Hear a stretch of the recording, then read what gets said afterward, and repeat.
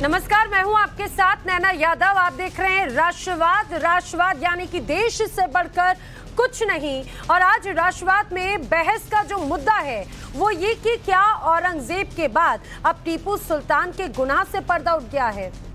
1782 में टीपू सुल्तान के आदेश से बने जामिया मस्जिद और मदरसे के खिलाफ हंगामा बढ़ता नजर आता है। कर्नाटक के मांड्या जिले के श्रीरंगपट्टनम की एक मस्जिद है जिसके खिलाफ आज विश्व हिंदू परिषद यानी कि वीएचपी ने प्रदर्शन किया। वीएचपी का आरोप है कि यह मस्जिद हनुमान मंदिर को तोड़कर बनवाई गई। वीएचपी ज्ञानवापी की ही तर्ज पर यहां पर सर्वे कराने की मांग कर रही है। वहीं ज्ञानवापी के सर्वे के बाद में जो वीडियो सामने आए हैं उससे हिंदू पक्ष की तैयारियों को और भी ज्यादा बढ़ा दिया है, त्योरियां चढ़ाती हैं। और इसीलिए आज राष्ट्रवाद की बहस का मुद्दा भी यही है कि काशी से कर्नाटक तक कितने ज्ञानवापी। टीपू सुल्तान की बनाई हुई जामिया मस्जिद एएसआई से संरक्षित इमारत है, लेकिन क्या ये हिंदुओं पर अत्याचार का स्मारक भी है? ये सवाल बड़ा है जिसे विश्व हिंदू परिषद ने मुद्दा बनाया। वीएचपी के अनुसार अंजनिया हनुमान मंदिर को ध्वस्त किया गया था। वीएचपी से जुड़े लोग कहते हैं कि मस्जिद के जो कॉम्प्लेक्स है उसमें मंदिर के निशान अभी भी मौजूद हैं। वहां के खंभों को मंदिर के खंभे होने का दावा किया जा रहा है। इतना ही नहीं बल्कि वीएचपी ने तो अल्टीमेटम भी दिया है कि अगर वहां पर सर्वे करने का आदेश नहीं दिया गया तो जुलाई से वहां पर प्रदर्शन और भी ज्यादा तेज हो जाएगा। वीएचपी के हंगामे के बीच में मांड्या की जिला प्रशासन और सुप्रिंटेंडेंट आर्कियोलॉजिस्ट ने आर्कियोलॉजिकल सर्वे ऑफ इंडिया के निदेशक को चिट्ठी लिखी मस्जिद कॉम्प्लेक्स के पूर्वी हिस्से की वीडियोग्राफी की इजाजत मांगी है। यहाँ पर मस्जिद कमेटी मदरसा चलाती है और मांड्या का जो जिला प्रशासन है उसने वहां पर मदरसा और नमाज को बंद कराने की भी इजाजत मांगी है। इस बीच एक पक्ष हिंदू पक्ष का मैसूर आर्कियोलॉजिकल डिपार्टमेंट का 1935 का एक डॉक्यूमेंट साझा कर रहा है और इस डॉक्यूमेंट में लिखा है कि जुमा मस्जिद एक बड़ी इमारत है जिसमें 2 शानदार मीनारें हैं जिसे टीपू सुल्तान के अंजनिया मंदिर के ग्राउंड फ्लोर को गिराकर बनाया गया था। लेकिन हिंदू पक्ष के दावों के उलट टीपू वक्फ स्टेट के सेक्रेटरी इरफान अहमद का एक बयान सामने आया है। वो बयान आपको सुनाते हैं। वक्फ बोर्ड के अंडर ये जो प्रॉपर्टी जो भी है मस्जिद आला जो है टीपू सुल्तान वक्फ स्टेट अलाइड प्रॉपर्टी है। ये वक्फ के अंदर आती है। जैसे अज़ां और नमाज चलती है उसी तरह मदरसा भी ये 235 साल हो के है मस्जिद बन के, तब से भी मदरसा चल रहा है। ऐसा कोई इलीगल मदरसा नहीं है। जैसे भी इधर किचन है, ऑलरेडी किचन है इधर। अब बच्चे इधर पढ़ रहे हैं बोले तो उनके खाने पीने का इंतज़ाम करना रहता है। उसी टाइम से मदरसा चल रहा है। अभी जो स्ट्रक्चर्स को कुछ डैमेज कर रहे हैं करके बोल रहे हैं, जो 235 साल से नहीं हुआ अभी कैसा हो जाएगा वो? ऐसा कुछ नहीं है, सिर्फ ये सब अफवाह है इनका। इस अफवाह को हम लोग बढ़ाना चाह रहे हैं और इधर की पुलिस है 144 सेक्शन डालकर है। कल ऐसा कुछ होने वाला नहीं है। तो ये जो सर्वे की भी डिमांड कर रहे हैं, क्या आप सर्वे के लिए तैयार हैं? नहीं, वो होता ही नहीं ना। As per the 1991 worship places of worship act के बिना जो हमारा कॉन्स्टिट्यूशन हमने एक एक्ट जो दे के है, उस एक्ट के अंदर 1947 के बाद जो भी ये प्लेसेस ऑफ वर्शिप है, may be it is temple, may be it is मस्जिद, कैसा है वैसे ही कंटिन्यू होगा। अभी फ़िलहाल कन्फ्यूजन क्यों ले रहे हैं? ज्ञानवापी का कन्फ्यूजन लेके उधर सर्वे हो रहा है, इधर भी हम लोग सर्वे कराएंगे बोले तो उधर 2 भी चल रहा था। वीकली वंस पूजा भी चल रहा था और एज वेल एज नमाज भी चल रही था ना। इसके लिए वो उसके कोर्ट एंटरटेन किया। अगर इधर का है ना, इधर अगर गया तो कोर्ट एंटरटेन नहीं करता। तो टीपू वक्फ स्टेट के सेक्रेटरी इरफान अहमद को आप हैं। लेकिन जिस तरह से अभी सिचुएशन है, जामिया मस्जिद या अंजनिया मंदिर, ये बहस लगातार तूल पकड़ती हुई नजर आती है। लेकिन अभी 2 दिन पहले ही आरएसएस प्रमुख मोहन भागवत ने ज्ञानवापी के बहाने कहा था कि हर मस्जिद में शिवलिंग आखिर क्यों देखना है। मोहन भागवत ने ज्ञानवापी में हिंदुओं की श्रद्धा की बात जरूर कही थी, लेकिन वो हिंदुत्व के संग्राम की एक बाउंड्री लाइन जरूर खींच रहे थे। और इसीलिए विश्व हिंदू परिषद कर्नाटक में मोहन भागवत के संदेश का आखिर क्या मतलब निकाल रही है, ऐसे में बड़ा सवाल ये जरूर खड़ा हो जाता है। वहीं जब ज्ञानवापी के मामले पर कोर्ट की नजर है, इसके बावजूद कुछ साधु संत और हिंदू संगठन आंदोलन की राह पर हैं। द्वारका पीठ के शंकराचार्य स्वामी स्वरूपानंद सरस्वती के शिष्य अभय मुक्तेश्वर आनंद वहां पर पूजा की मांग कर रखे हैं और धरने पर बैठ गए हैं। उसके बाद भी मस्जिद संग्राम यूं ही जारी रहने वाला है। इस पर करेंगे चर्चा। मेरे साथ में जो खास मेहमानों का पैनल है, आइए आपको उनसे मिलवा देती हूँ। स्टूडियो में मेरे साथ में विनोद बंसल जी मौजूद हैं, जो कि विश्व हिंदू परिषद के प्रवक्ता हैं। स्वागत है आपका। मेरे साथ में इस समय साध्वी प्रज्ञा भारती, जो कि धर्मगुरु हैं, वो भी मेरे साथ में मौजूद हैं इस चर्चा में। मौलाना अली कादरी मुस्लिम स्कॉलर मेरे साथ में हैं। असगर खान एडवोकेट है। गुलाम हफीज सरवर मुस्लिम स्कॉलर मेरे साथ में हैं। और जल्द ही इस चर्चा में रितेश्वर जी महाराज, जो कि धर्मगुरु है, वो भी हमारे साथ में चर्चा में शामिल होंगे। लेकिन विनोद बंसल जी, चर्चा की शुरुआत राष्ट्रवाद में आप ही से करना चाहेंगे। आखिर कर्नाटक में जो तमाम परिस्थितियां बन रही हैं, उसको लेकर आखिर क्या विश्व हिंदू परिषद की मांगे हैं, क्या चाहते हैं और कितनी उम्मीद है अपनी इन मांगों को लेकर भी? नैना जी, देखिए, देश की सुधी दर्शक टाइम्स नाउ को अच्छी तरह जानते हैं कि सच्चाई क्या है और तथ्य किसके साथ हैं। हमारा कहना है कि देखिए, ये दुनिया को पता है कि मुस्लिम आक्रांताओं ने आकर के समय समय पर और हमारे हिंदू देवी देवताओं को, हिंदू आस्था के केंद्रों को, हिंदू धर्मगुरुओं को और हिंदू जो धर्म के धर्मावलंबियों को प्रताड़ित और पीड़ित करने की कोशिश करी। हमारे जो मंदिरों को ढहाया। आप देखिए, कल ही पूजनीय अपने अर्जुन देव जी महाराज का बलिदान दिवस था, जिसको कि जहांगीर ने गरम तवे पर बिठा करके गरम रेत डाल करके अर्धमूर्छित अवस्था में तवी में फेंक दिया था। आप देखिए कितना बीभत्स थे वो लोग, कितने क्रूअल थे। और उन्होंने, ये तो एक वो दृष्टांत है जिसको मैं बता रहा हूं कि जो हमारे सिखों के पंचम गुरु थे, बड़े आस्था के केंद्र थे वो। जी, एक बात और ये समझनी होगी, क्योंकि एक तरफ मोहन भागवत कहते हैं कि जो परिस्थितियां हैं अब उसको बार बार कुरेदने की जरूरत नहीं है। हर मस्जिद में मंदिर को ढूंढने की जरूरत नहीं है, शिवलिंग को ढूंढने की जरूरत। बिल्कुल ठीक है, मैं इस बात से बिल्कुल शब्द से सहमत हूँ। और हम हिंदू समाज की ये प्रकृति, प्रवृत्ति और कभी संस्कृति रही नहीं कि हम किसी और के आस्था केंद्र में अपनी आस्था को ढूंढे। ये तो वही लोग हैं जिन्होंने हमारी आस्था को चोट मचाया और उसको तोड़ करके अपना ऊपर से मकबरा खड़ा कर दिया। क्योंकि उनके पास कोई स्ट्रक्चर बनाने लायक तो था नहीं। जहां से वो आए वहां पर कोई कंस्ट्रक्टिव न तो दिमाग था और न ही कंस्ट्रक्टिव माइंडसेट था और न ही जो उनके पास कोई कंस्ट्रक्शन थ्योरी थी। लेकिन जो कुछ बना हुआ था उसको या तो तोड़ा गया या तोड़ करके उसको ढक दिया गया। जैसे ज्ञानवापी में देख रहे हैं हम लोग, जैसे कि टिप्पू सुल्तान की, जिसको तथाकथित टिप्पू सुल्तान की मॉन्यूमेंट कह रहे हैं, उसको उसमें देख लिए, या देश के अन्य स्थानों पर देख लीजिए। मैं कहता हूं, आप देखिए कि दिल्ली की जामा मस्जिद के ऊपर से अभी जो परसों जो अंदर आया, उसमें जो एक बहुत बड़ा कलश टूट के गिरा। किसी मस्जिद पर कलश देखा है क्या? कभी हुआ है क्या? नहीं। आखिरकार क्या कहता है? हमने तो कोई एक्सकवेशन नहीं करवाया, हमने तो नहीं तोड़वाया। लेकिन विनोद जी, अब तो ये मामले अब तो कोर्ट में है। मैं बाकी अपने गेस्ट की भी तरफ रुख कर लेती हूँ। रितेश्वर जी महाराज भी इस समय मेरे साथ में स्टूडियो में जुड़ चुके हैं। रितेश्वर जी, रितेश्वर जी, आप ही से अब इस चर्चा में मैं चाहूंगी कि आप भी बताएं कि एक तरफ जब मामला, खासतौर से अगर ज्ञानवापी को हम देख रहे हैं कि जब मामला सुप्रीम कोर्ट से लेकर हाई कोर्ट, सिविल कोर्ट तक जा पहुंचा, लगातार उसमें अलग अलग जगहों पर अलग अलग सुनवाई हुई, अलग अलग टिप्पणियां की गई। लेकिन अब ऐसे में अगर हिंदू धर्मगुरु अभी मुक्तेश्वर आनंद महाराज वहां पर पूजा करने के लिए धरने पर बैठ गए हैं, इसे फिर कैसे देखेंगे? हम कैसे किसी और धर्म से ये उम्मीद लगाएंगे कि पहले भाई जो कोर्ट का फैसला है वो तो आ जाने दीजिए? नहीं, और तो कोई धर्म है नहीं जी, वो तो संप्रदाय है। देखिए, मैं एक ही बात कहना चाहूंगा कि सनातन धर्म भारत का क्या पूरे विश्व का मौलिक धर्म रहा है। बाकी पंथ मजहब आते रहे हैं बीच बीच में। ये जो सारे मामले हैं कोर्ट में चल रहे हैं और मेरा ऐसा मानना है कि कोर्ट के फैसले को सदा से सनातन समाज के लोगों ने 492 साल के बाद हमने राम मंदिर ली, वो भी कोर्ट के फैसले से। वो कोई दान थोड़ी हमें किया है, हमें कोई बहुत सौहार्द और भाईचारा से थोड़ी दिया गया है, कोर्ट ने हमें दिया। हम ये चाहते थे कि इस भारतवर्ष में भाईचारे और सौहार्द के साथ, चूंकि जो भी लोग बाहर से आए थे आक्रांता, उन्होंने हमारे संस्कृति के प्रतीकों को, मंदिरों को तोड़ा था।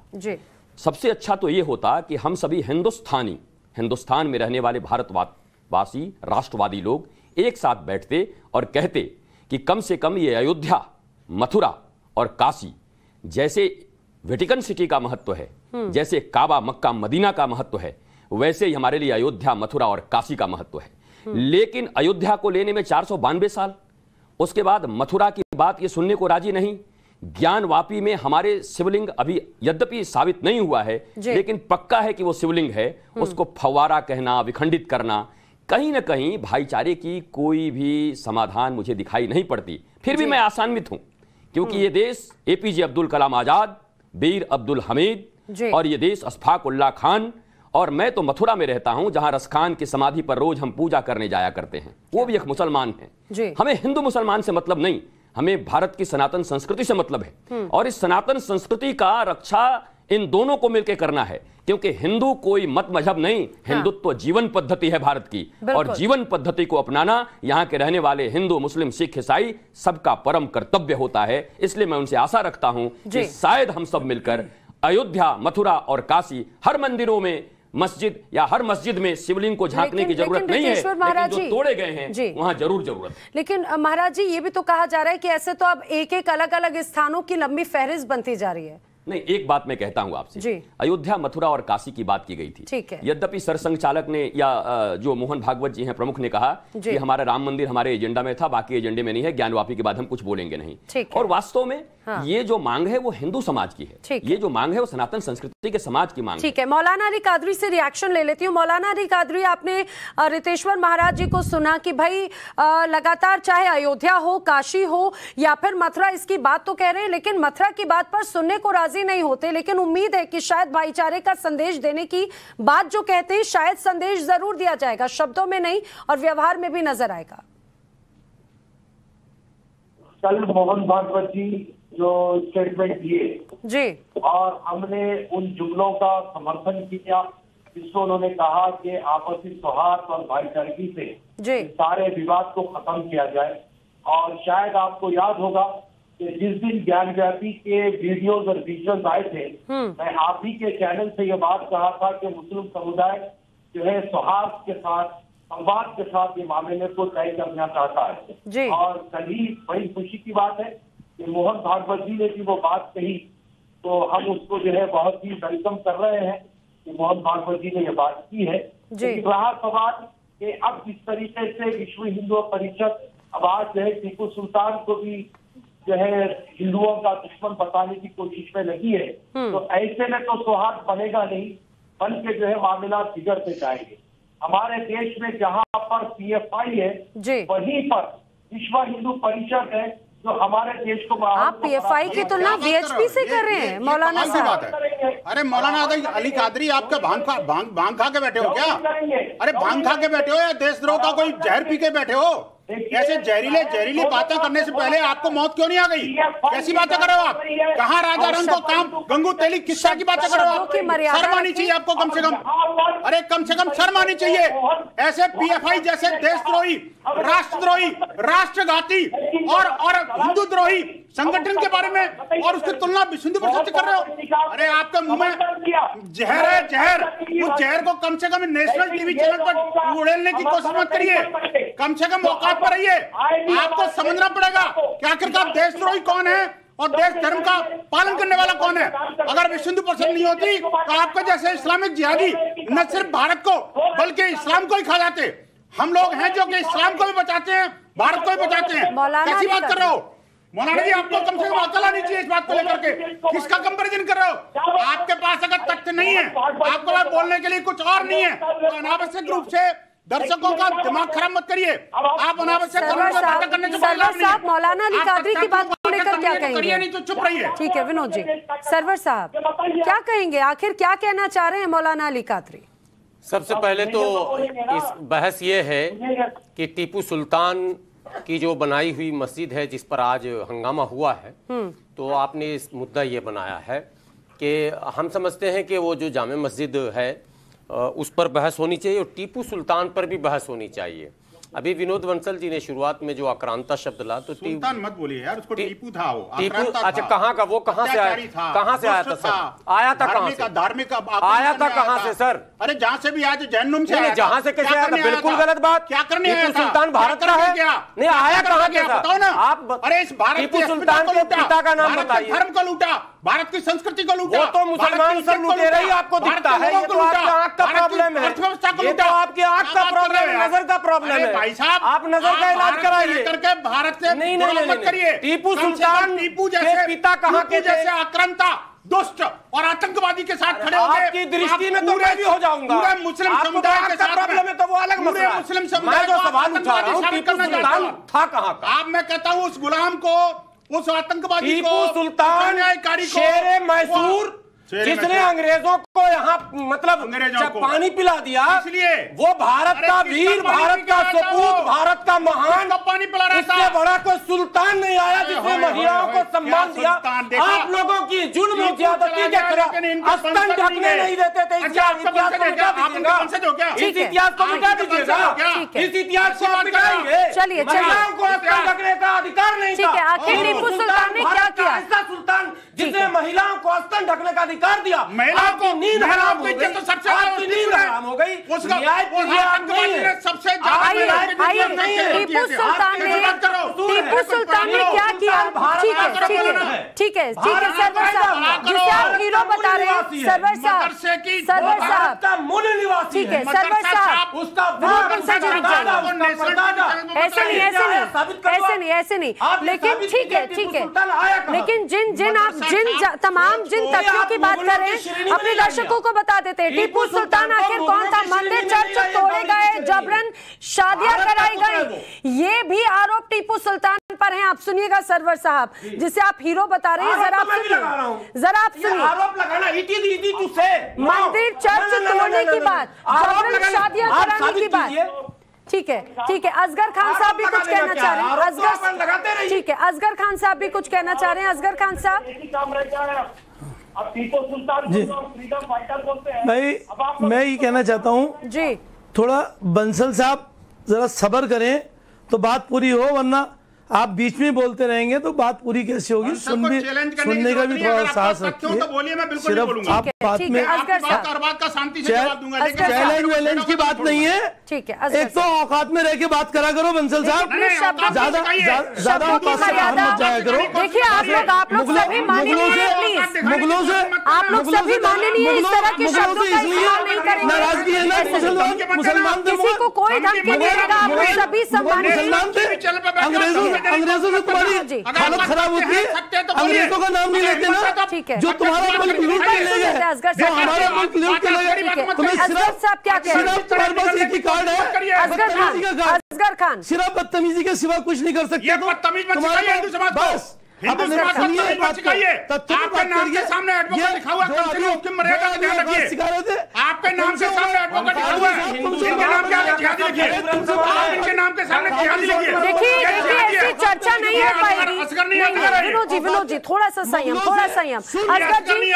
असगर जी संयमता के साथ में आप अपनी बात कहिए, ठीक है? हम किसी को कोई पाठ नहीं पढ़ा सकते। असगर साहब, असगर जी की वॉल्यूम थोड़ा बढ़ाइए प्लीज, आवाज कम आ रही है। भाई बिल्कुल सुन लिए, तथ्यों पर बात करना याद रखना। मैं ये कहना चाह रहा हूँ, बोलने तो दीजिए। हमारा एक सवाल है, आप बहुत सारी चीजें, अरे भाई चुप जाओ यार, बंसल साहब चुप जाओ, खामोश हो जाओ। आप बोलो भाई। हमारा कहना यह है, आप मुगलों के ऊपर नाराज होते रहते हैं, मुगलों को गाली देते रहते हैं। चलिए, अरे यार बीच में फिर बोल लो, धमकी मत देना। तुम हो क्या चीज जो तुम्हें धमकी देंगे? तुम हो क्या जो तुम धमकी देंगे? तुम इस जगह को तुम्हें कुछ नहीं हो जो तुम्हें धमकी दे। किसी की औकात और किसी हिंदू समाज की बात नहीं ऐसे नहीं बात चलेगी। क्यों कहा इन्होंने औकात में? जी ऐसे क्यों कहा औकात में? शब्द का प्रयोग आपने याद रखना। औकात शब्द का प्रयोग आप लोग करते हो, हम नहीं करते। अच्छा सुन लो, नीचे गिरे हुए बंसल साहब सुन लो, आपकी तरह। अरे बंसल साहब, अरे सुन लो, आप कितने गिरे हो ये हमें मालूम है। बोलिए कितने गिरे हो पता है, अगर तथ्य तो बोलिए, मत बताओ हमें। बोलो। तो देखिए हम तथ्य पे बात ये है भाई, मुगलों से आप नाराजगी जाहिर करते हो, ठीक है, हमें मालूम है। मुगलों से इसलिए नाराजगी जाहिर करते हो ना कि सारे मुगल मुसलमान थे।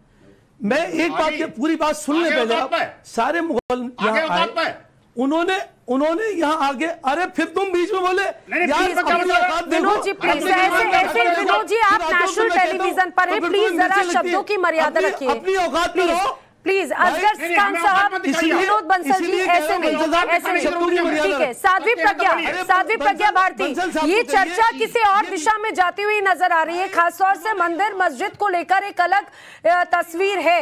अब कर्नाटक में एक जो नया बवाल है, असगर खान साहब मैं आ रही हूँ दोबारा आपके पास में, प्लीज थोड़ा जब तक पानी पीकर आप भी शांत रहिए। साध्वी प्रज्ञा क्या कहेंगी?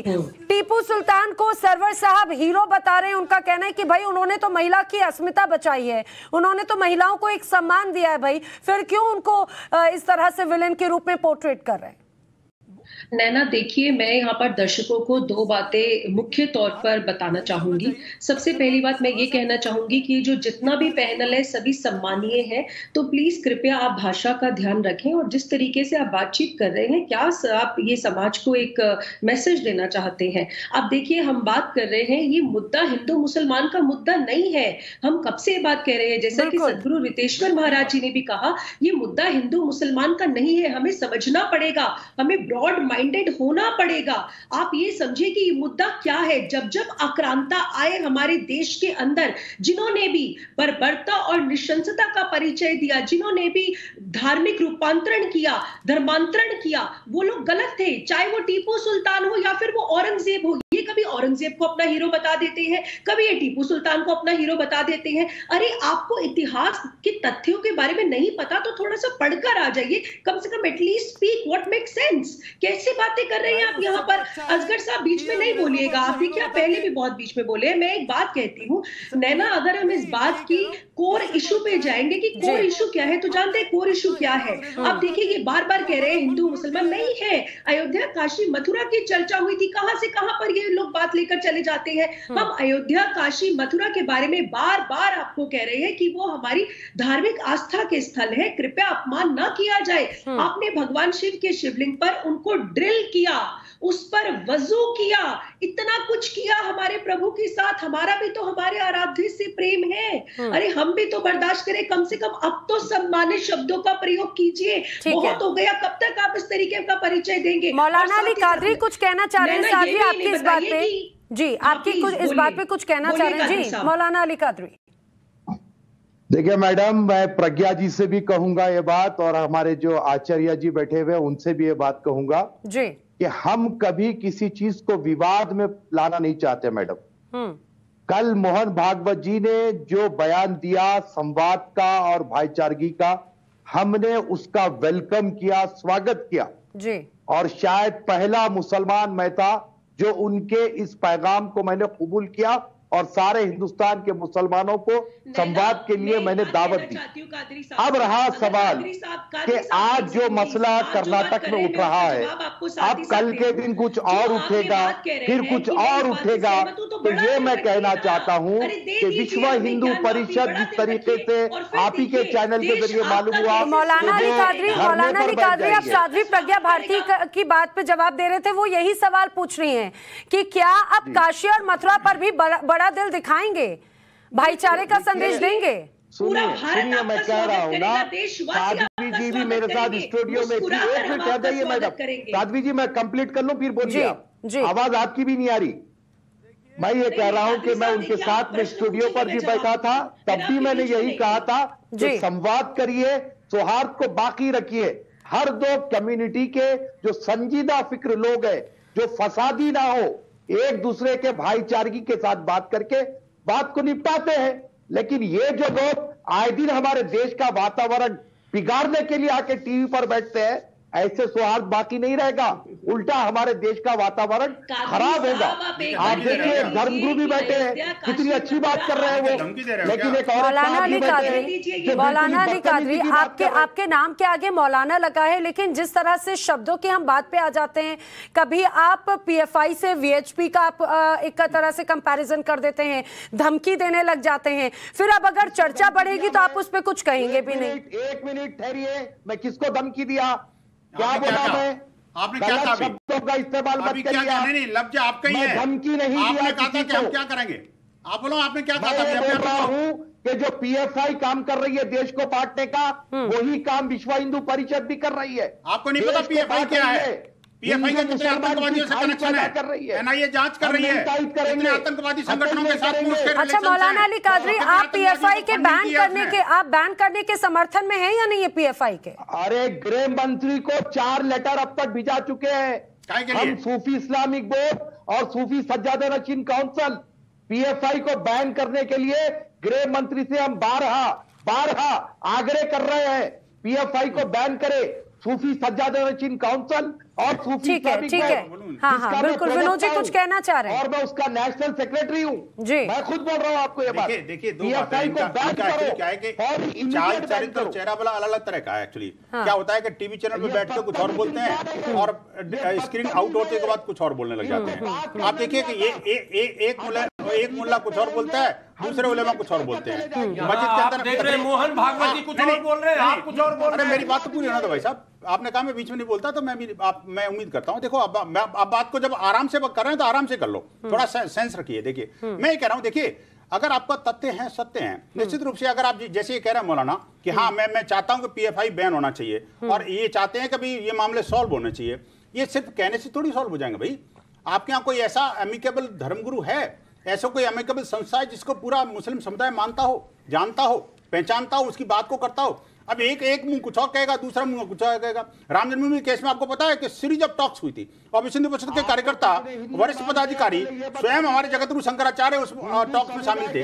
लेकिन होता क्या था, 2-3 मीटिंग तो हुई, चौथी मीटिंग में भागते नजर आए, कोई नजर नहीं आया। ठीक है, यानी कि चर्चा की बात जो है, वार्ता की आवश्यकता क्या है? जब शिवलिंग सामने नजर साक्षात नजर आ रहा है भगवान, तो उसके बाद भी आपको कोई वार्ता की आवश्यकता है क्या? और क्या हिंदू समाज की आस्था नहीं है? एक तरफ तो आप ये कहते हो कि भाई एक किसी अपने बीजेपी के प्रवक्ता ने कुरान को कोट करते हुए जो शब्द कहे वो उस पर तो आपको कह रहे हो कि सर तन से जुदा कर देंगे, लेकिन इनमें से किसी मौलाना के मुंह में से ये नहीं निकला कि उसको हम वतन से जुदा कर देंगे। जो व्यक्ति सर तन से जुदा करने की बात कर रहा है उसे वतन से जुदा क्यों नहीं कर सकते भाई? क्या कानून, संविधान और भारत का न्याय व्यवस्था नहीं जानते आप? तीसरी बात ये, जिसने हमारे ज्योतिर्लिंग पर ड्रिल किया, जिसने ज्योतिर्लिंग पर वजू करने का दुस्साहस किया, जिसने इस बात को लेकर जिद करके सुप्रीम कोर्ट में जाके गया, आखिरकार उसके ऊपर कोई कार्रवाई करोगे नहीं करोगे? आखिरकार आपकी आस्था और मेरी आस्था कुछ नहीं भाई, कब तक सर स्वीकार करोगे यार? कब तक हिंदू समाज इस तथाकथित अल्पसंख्यक समुदाय को उत्पीड़न का शिकार होता रहेगा? हिंदू समाज आखिरकार ये तथाकथित अल्पसंख्यक समुदाय जिसका 5 जजेस ने आपकी आस्था का सम्मान किया, आपने सारे आरोप गलत थे, कोई एहसान नहीं किया आपको, आपने कोई एहसान नहीं किया, नहीं आपने कोई एहसान नहीं किया, जज ने किया या नहीं किया? नहीं किया। 5 जजों ने एहसान नहीं किया था, ये न्याय था, एहसान नहीं था। न्याय तो नहीं था, ये उन्होंने विशेष अधिकार का प्रयोग किया, मोटो का इस्तेमाल किया। आपकी मानसिकता है, नहीं आप नहीं मानते, आपका सम्मान है ये। राम मंदिर पर आपके दावे को न्यायालय ने खारिज कर दिया, सम्मान करते हैं और खारिज करके ये कहा कि हम आस्था का सम्मान कर रहे हैं, ताली में खाते हो पक्ष को दिया जाए। लेकिन सरवर साहब मुझे बात बताइए, सरवर साहब क्या अब हमारा आगे कोई मामला नहीं? सरवर साहब लेकिन मुझे एक बात बताइए, अगर कोर्ट की तरफ से कोई फैसला आता है तब भी उस पर आपको यकीन नहीं होता है क्या? नहीं, यकीन का क्या बात, कोर्ट ने खुद कहा ना नहीं है। कोर्ट ने कहा कि वहां मंदिर नहीं बनाई गई, कोर्ट ने कहा डिसीजन गलत है, निकाल लीजिए। सुप्रीम कोर्ट ने कहा कि डिसीजन गलत है, नहीं कहा ना? सुप्रीम कोर्ट ने कहा मंदिर तोड़कर मस्जिद नहीं बनाई गई, डिसीजन मंदिर तोड़कर मस्जिद नहीं बनाई गई, मंदिर तोड़कर मस्जिद नहीं बनाई गई, ऐसे शब्द नहीं, मूर्तियां उसमें रखी गई, ऐसे शब्द नहीं। करने का आपका क्या अधिकार है? आप सुप्रीम कोर्ट को बार-बार क्यों घसीटना चाहते हैं? असगर साहब मैं रुक करती हूँ, लेकिन रितेश्वर जी महाराज ठीक है, बनारस के जज के आदेश पर वो चेक किया गया। मैं कहता हूँ लेकिन सरवर साहब चेक किया गया है, आप वजू करने की हिम्मत क्यों कर रहे हैं? नहीं, आप वहीं पर वजू 400 साल से वजू हो रहा है, इसमें हिम्मत की क्या बात? अरे कमाल, आपको 4 दिन में सपना आ गया वहाँ पर, फिर मैं भी 70 से जाकर दूं आपका। आप यही करना ही चाह रहे हैं, आप इस देश में यदि यही करना चाह रहे हैं, लोग जैसे आपके हाथ को कौन रोकेगा? कर दूंगा। भाई भारत लोकतांत्रिक देश है, भारत लोकतांत्रिक देश है, जरा लोकतंत्र पे भी भरोसा रखिए। जी रितेश्वर जी महाराज। नैना जी, मैंने 2 बातें अभी सुनी। एक तो उन्होंने मोहन भागवत जी के बातों का समर्थन किया, ये बहुत अच्छा उन्होंने कहा, वेलकम है उनका। सरवर साहब ने कहा कि बहुसंख्यक समाज, हिंदू समाज जितना सहिष्णु है उतना कोई नहीं है, अभी इन्होंने कहा। मैं इनका स्वागत करता हूं, इन दोनों बातों का स्वागत करता हूं। अब बात मैंने जो कही थी फिर वहीं पर है। राम, कृष्ण और भगवान शिव हमारी आत्मा हैं, भारत की आत्मा हैं, ये हमारी आस्था के मूल केंद्र हैं। जैसे वेटिकन सिटी, फिर कह रहा हूं, और मक्का के विषय में विचार नहीं किया जा सकता कुछ भी अलग, वैसे ही मथुरा, अयोध्या और काशी के विषय में कोई विचार नहीं किया जा सकता। इतनी हृदय और इतना विशालता तो ये समुदाय दिखाएं, इतनी विशालता तो ये भारत देश दिखाए। जो लोग भी, चंद लोग इसका विरोध कर रहे हैं, मैं सरवर साहब से कहूंगा, कादरी साहब से कहूंगा, आप दोनों आगे आइए और आकर कहिए कि अयोध्या, मथुरा, काशी पर कोई सवाल नहीं उठाएगा, क्योंकि ये हिंदुओं, बहुसंख्यकों की पूर्ण आस्था के साथ जुड़ी है। और हम भी, हमारा डीएनए भी, हमारे 10 पूर्वज ऊपर भी, हम सब हिंदू ही हैं। हमारे माता पिता परदादा सब एक ही हैं, सब कोई एक ही हैं। क्यों इसका विरोध करेंगे? अगर ऐसे लोग सामने आ जाएं तो मुझे नहीं लगता कि ये विषय, ये बार बार बोलते हैं महंगाई का विषय, फिर महंगाई पे चर्चा करेंगे, फिर महंगाई पे करेंगे। लेकिन रितेश्वर महाराज जी, इन सारी चीजों से अलग जो आक्रांता है, आक्रांता ही अगर हीरो नजर आने लगे तो क्या कहेंगे? मैं आक्रांता तो कह रहा हूं, एक बार महाराज आक्रांता का अर्थ बता दीजिए। अब सुनिए, उसकी परिभाषा मैं बता देता हूं। आप सुनिए, आक्रांता शब्द आप कह रहे हैं कि वो भारत में ही था, आक्रांता कैसे हो गया? उसके पूरा कमाल हो गया, कमाल हो गया। भारत में कोई आदमी मर्डर कर दे तो कह दे भारत में जन्म लिया है बेचारा, ये कैसे क्रिमिनल कैसे हो सकता है? अरे आक्रांता शब्द का अर्थ ये है, आक्रांता शब्द का सीधा अर्थ है, आक्रांता शब्द जो आक्रांत का आप समझते हैं, हिंदी समझते हैं, संस्कृत समझते हैं? अरे भाई, सीधा सीधा जो ब्रूटली व्यवहार करता है समाज के साथ, किसी पक्ष के साथ, जो खूंखार होता है, हत्याएं करता है, बलात्कार कर लेता है, ये वो लोग हैं। चाहे औरंगजेब को बोलो, बाबर को बोलो, गजनी को बोलो, गौरी को बोलो, मिल गया। अरे आप छोड़िए, मैं कह तो रहा हूं, यही आक्रांता लोग हैं। इनका पक्ष मत लीजिए। एपीजे अब्दुल कलाम आजाद, आप लीजिए, वीर अब्दुल हमीद, अशफाक उल्लाह खान, आप नाम लीजिए। उनको आदर्श नहीं मानते। बंसल जी, दो नहीं मानिए ना, पहले आपको हम देखना चाहते हैं, आप किसको मानते हैं? अशोका क्या था? बस अब यहीं से सवाल होगा। अगर अशोका आक्रांता नहीं था, अशोक स्तंभ हमारे झंडे में, हमारे नोट में, जिसने शहर का शहर उजाड़ दिया, जिसने अपने सारे भाइयों को मार दिया, जिसने डबल नहीं चलेगा, double standard, double standard. Ashok Buddha को जानते हैं आप?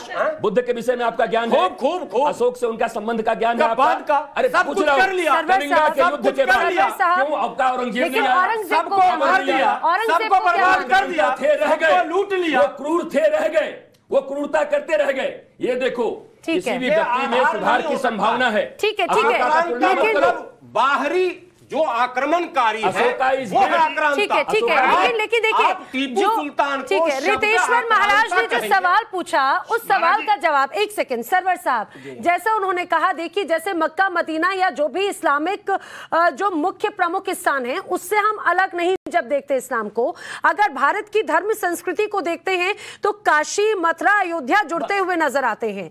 तो क्या अगर इन तीनों स्थलों की बात होती है तो क्या बड़ा दिल दिखाएगा मुस्लिम समाज? ये सवाल रितेश्वर जी महाराज ने पूछा। हमसे आप सवाल में जवाब दे दूं? जी नैना जी बोलिए। मैं बोलूं? जी हाँ, मैं सदगुरु जी महाराज ने अभी 3 सवाल किया जी, और उसमें मक्का, मदीना और वेटिकन सिटी का इन्होंने जिक्र किया। निसंदेह आज हो या 100 साल बाद हो, वो जो अफवाह उड़ाया जा रहा है कि सन 2050 में हम मुसलमान बहुसंख्यक हो जाएगा, ये एजेंडा है किसी का देश में डराने और धमकाने का। ऐसा कभी नहीं होगा, परलय तक नहीं होगा। क्या परिणाम होगा? मैं भूमिका बगैर बनाए बोल नहीं पाता हूँ। बताओ ना, बंसल जी भूमिका बनाने पड़ रही है। मुझे बता, देखो जो या तो इस मुद्दे को छेड़ते नहीं, अखंड भारत में भी हमारे संख्यक थे। आप मुझे बताइए कि 2050 तक मुसलमान बढ़ेगा क्यों नहीं? जब हम हमारा एजेंडा है धमकाने का लोगों का। अभी हम आप एक डिबेट में थे, मुस्लिम की जनसंख्या और हिंदू की जनसंख्या का आपको डाटा दिया गया जी, आपने उसको स्वीकार किया था? बिल्कुल। कि आपका रेट क्या है? 26, इधर रेट क्या है? 16, 10% ज्यादा है। अभी आपने स्वीकार किया। मुझे लग रहा है चर्चा जो विषय है वो भटक रहा है जी। आपके सवाल के जवाब पर आना चाह रहा हूँ। देखिए, बहुसंख्यक में नहीं है, लेकिन इसका मतलब ये नहीं कि पार्टिसिपेशन बिल्कुल हो ही ना। बिल्कुल। देखिए, हिंदू बड़े भाई हैं और कोई भी ये कहे कि गृह युद्ध छिड़ जाएगा और सारे मुसलमान को काट के कहीं गंगा में डाल देंगे, ये भी भारत में नहीं होने वाला।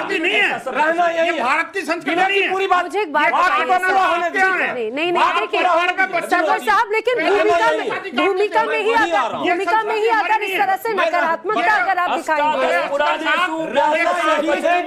सबको ठीक है नहीं करते, ठीक है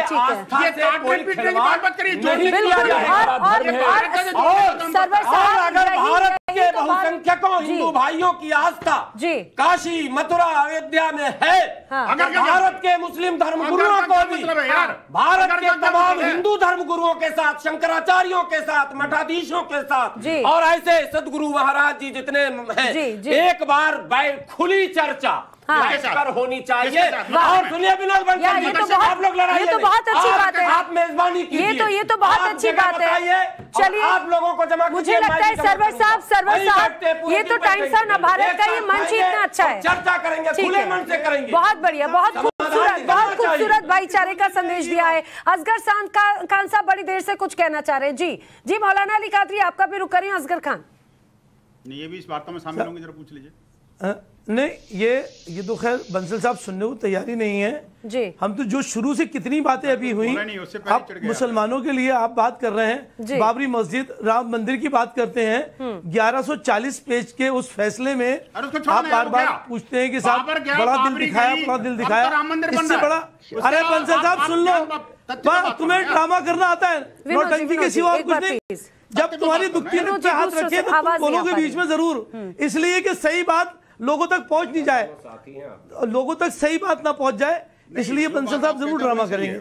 मेरा कहने का मतलब ये है कि हमने क्या बड़ा दिल नहीं दिखाया, जो फैसला कोर्ट का था क्या हिंदुस्तान के मुसलमानों ने नहीं माना, उस फैसले में लिखा गया कि वहाँ मंदिर नहीं था।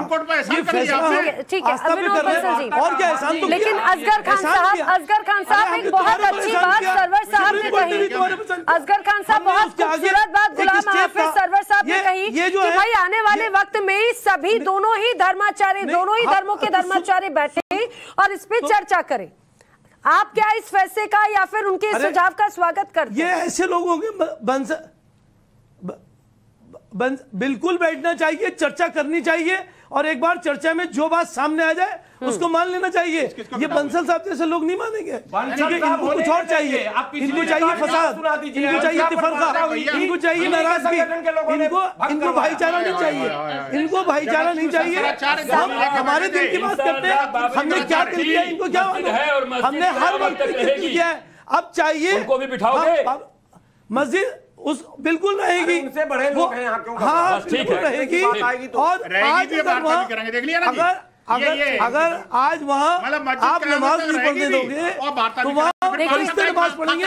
देखिए हिंदुस्तान सबका है, और सबसे खास बात है सरवर खान साहब वही जो बात कर रहे थे फैसले की, आजादी की, यही तो भारत की खूबसूरती की लोकतंत्र आपको ये तमाम आजादियां देता है। साध्वी प्रज्ञा भारती भी कुछ कहना चाह रही थी। साध्वी जी, हिंदुओं का भी देखिए, मैं ये बोल रही हूँ असगर खान साहब, मैं आपको ये कह रही हूँ कि आप प्लीज, आप ये तो मानते हैं ना कि इतिहास में अत्याचार हुआ है, आक्रांता आए हैं, उन्होंने मंदिर तोड़ के मस्जिद बनाए हैं, ये तो आप मानते हैं, बहुत बार मेरे साथ डिबेट्स में रहे हैं और आपने इस बात को माना है। तो मैं आपसे इतना कहना चाहती हूँ, जो इतिहास में तलवारों की नोक पर किया गया, अगर उसको न्याय की कलम से रेक्टिफाई किया जाए तो इसमें आपत्ति क्या है? हम सभी संविधान को मानते हैं, हम सभी न्यायपालिका का सम्मान करते हैं। जब केस कोर्ट में है तो आप लोगों को सर्वे वीडियो से पहले प्रॉब्लम थी, सर्वे न किया जाए, अब जब सर्वे हो गया तो सर्वे वीडियो को सार्वजनिक न किया जाए। असगर खान साहब की आवाज बहुत कम आ रही है, प्लीज वॉल्यूम बढ़ा दीजिए, उनकी आवाज कम आ रही है बड़ी देर से। सभा हो गई है तो आपको शिवलिंग मानने में आपत्ति है,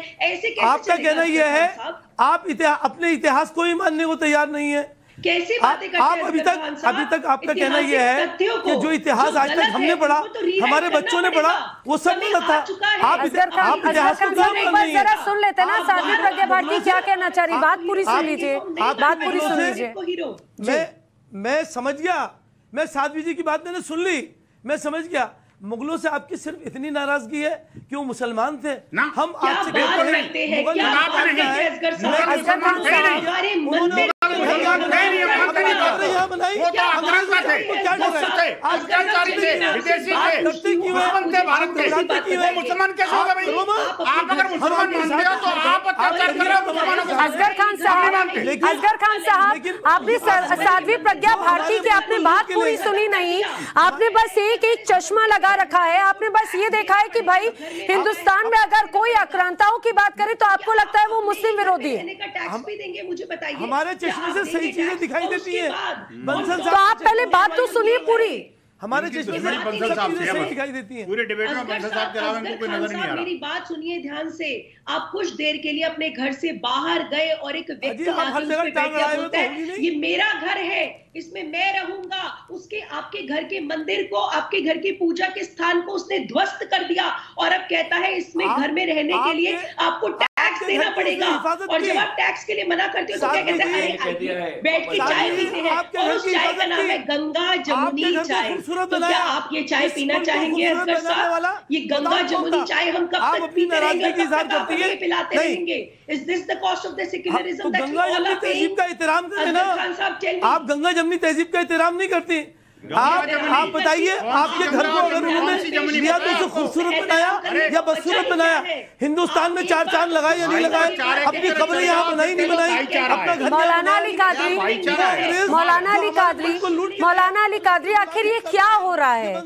आखिर ये क्या हो रहा है? इतना खूबसूरत धर्म जो प्रेम इबादत का संदेश देता है, लेकिन आखिर असगर खान साहब को ये क्यों लगता है कि भाई हर मुस्लिम जो भी सवाल उठाए वो मुस्लिम विरोधी है?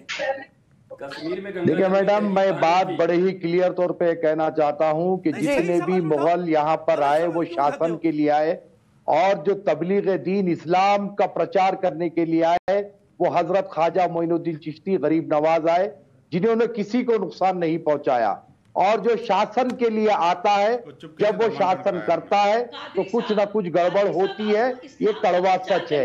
जिस तरीके से अजमेर की दरगाह पर भी सवाल उठ गया है, जरा सुनिए मैडम, मत तो जरा सुन लीजिए पहले। तो हमें गलत कह दिया जाता है, ये कहाँ का न्याय है? सवाल जब तक 70 मौलाना अली कादरी निर्माण पर भी लोग उठाते हैं और वो नास्तिक कहलाते हैं।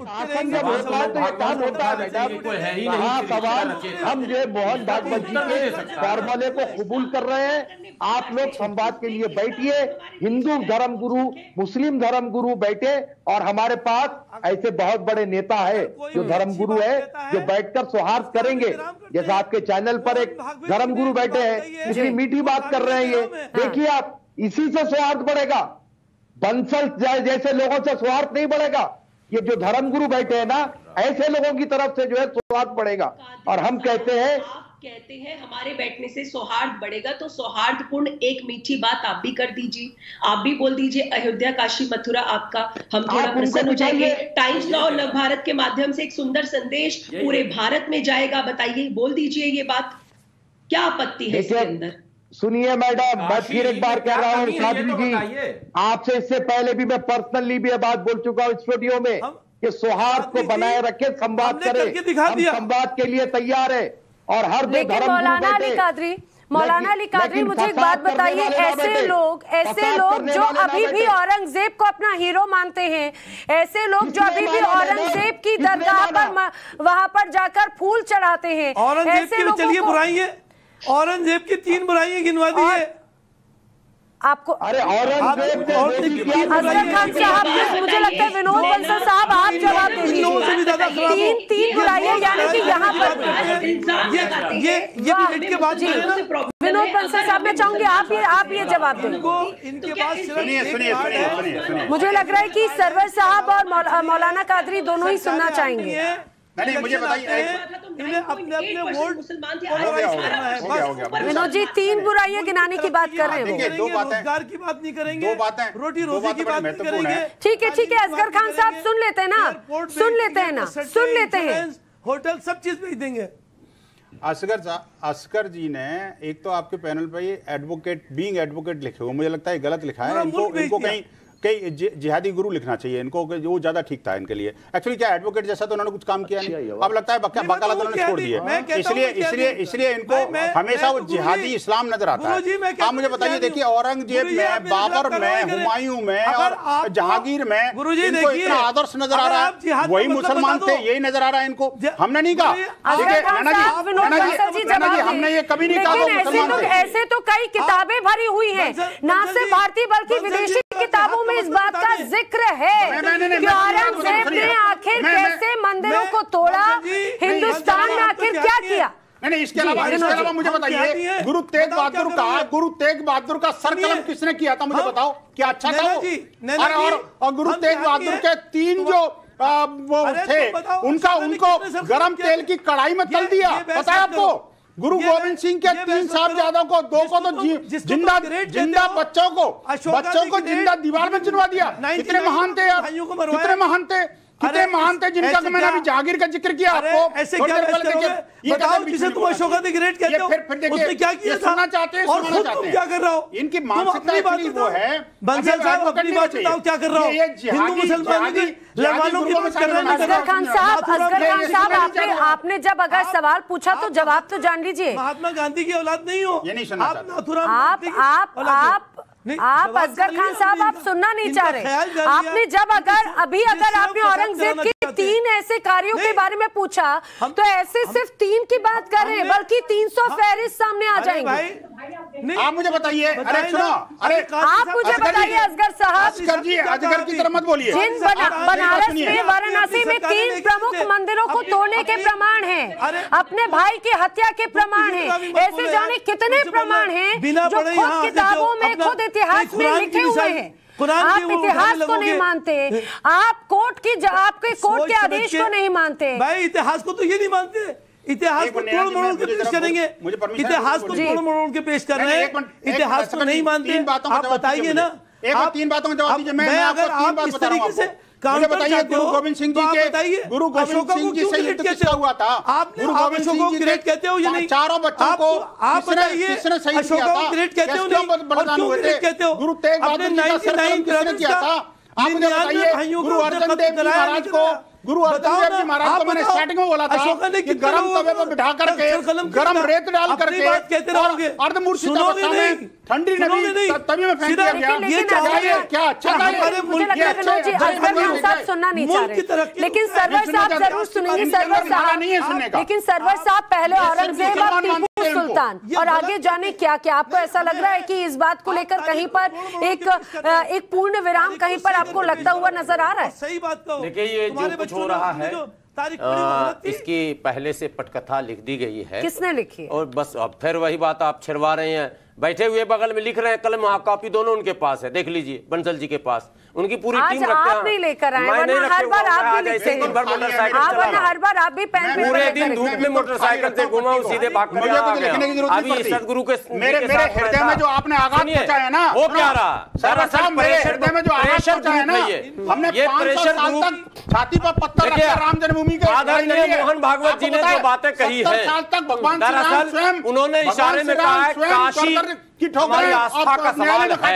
ये काशी हमारी आस्था का सवाल है, ये मोहन भागवत जी ने इशारे में कह दिया। और साथ में ये भी कह दिया कि तुम तमाम मस्जिदों में क्यों शिवलिंग ढूंढ रहे हो। उसके बावजूद भी ये बात तो समझ में आने लग गई है कि मुसलमान ऐसे नहीं मानेगा, 100-200 मस्जिद पे इकट्ठे हमला करवाओ, आखिरी में काशी पे आके तो रुकेगा। तो ये हमला ही आज हुआ, आज भी हमला हुआ कर्नाटक में। अरे भाई, भारत की पुलिस है, रोक रही है, आपकी टीम तो हमला कर रही है। इसी को हमला बोलते हो? आपकी टीम हमला कर रही है। हमला किया इसको, और हमला किसको कहते हैं? क्या हमला किया? घुसखोरी, ट्रेसपास। किसने कहा? 448 किसने कह दिया? लीजिए, कहां कौन घुस गया? देखिए ना, कौन घुस गया मौलाना, पता है आपको? यार मस्जिद से आ रहे हो सीधा आप। मैं चाहूंगी क्योंकि अब आखिरी है, आखिरी पड़ा वृद्धेश्वर जी महाराज जी, आखिर इस पूरी नफरत को, शिकायत को कैसे दूर करेंगे? ठीक है, अगर मोहन भागवत भी कहते हैं कि भाई ठीक है, आप बहुत ज्यादा इसमें हर मस्जिद में मंदिर आपको नहीं ढूंढने की जरूरत, इस बयान को कैसे देखते हैं? चूंकि अब लास्ट कमेंट है, प्लीज। देखिए नैना जी, मोहन भागवत जी के बयान को हम वेलकम करते हैं। उन्होंने अच्छी बात कही है। उन्होंने कहा है देश के सौहार्द को बचा के रखना है, हर जगह गली मोहल्लों में ये फसाद या झगड़े या आपस में झगड़े करने की जरूरत नहीं है। मैं बार बार तो कह रहा हूं, अयोध्या, मथुरा, काशी, वेटिकन और काबा, मक्का, मदीना से मैं उसकी तुलना कर रहा हूं। यद्यपि सनातन संस्कृति हमारी सबसे प्राचीन है, बड़े हैं उससे, लेकिन उसके ऊपर क्या मुस्लिम समुदाय राजी है? अगर वो राजी है तो सामने आए, और जो लोग टीवी पर आकर के औरंगजेब को या बाबर को अपना मान रहे हैं पूर्वज, इनका बायकॉट करें। तीसरी बात, रोमिला थापर और डिवाइड एंड रूल करने वाले अंग्रेजों के इतिहास को हम नहीं मानते। हम नहीं मानते उस इतिहास को। हम इतिहास को मानते हैं, हम इतिहास को मानते हैं जो सनातन संस्कृति के इतिहास है। ये लाखों वर्ष की संस्कृति है, ये कल का संस्कृति नहीं है। और ये भारत की संस्कृति के साथ में खूबसूरत अध्याय भी है। बिल्कुल बिल्कुल सरवर जी, और यही वजह भी है कि आखिर उस चीज को, इस स्थिति को, उस खूबसूरती को, उस पहचान को बनाए रखने की जिम्मेदारी मेरे इस पूरे पैनल की है, चाहे चर्चा के समय और चर्चा के बाद में भी। मुझे आगे उम्मीद भी यही लगती है। बहरहाल राष्ट्रवाद में आप सभी मेरे साथ में जुड़े, आप सभी का बहुत शुक्रिया। देश दुनिया की तमाम खास खबरें आगे भी जारी है, यहाँ पर ब्रेक के